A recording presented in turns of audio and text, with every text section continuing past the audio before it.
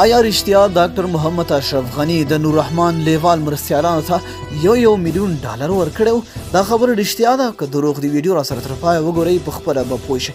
ګرانو زړه ته رانږدې مینهوالو، یو ځل بیا مو په سلامونو هرکلی کوم. د ولسمشریزو ټاکنو نومان نور رحمان لیوال په خپلو تازه څرګندونو کې ویلي دي چې ولسمشر غني د دوه مرستیالانو ته یو میلیون ډالر رشوت ورکړی او تر ټاکنې یوه ورځ مخکې له هغه نه بیل کړی و.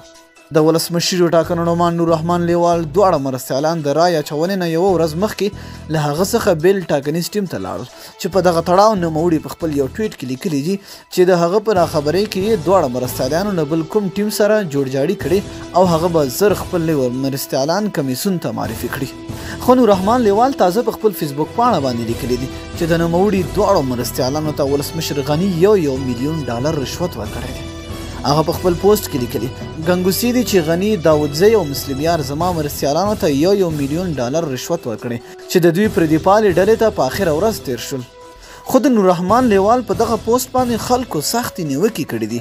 هغه ته په تبصرو کې لیکلي چې ټول ټاکنیز ټیم یې په دې نه ارزي چې په یو میلیون واخیستل شي، نو بیا له دوه مرستیالانو ته یو میلیون ډالر ورکول تر عقل او فکر لرې خبره ده. نو دوستانو لاندې په ډسکرپشن کې لینک دی، تاسو په هغې کلیک کړئ او د خلکو تبصرې په نور رحمان په دغه پوسټ باندې وګورئ. نو ډېره مینه او مننه چې ویډیو مو راسره تر پایه ولیدله. تر بیا ښې چارې.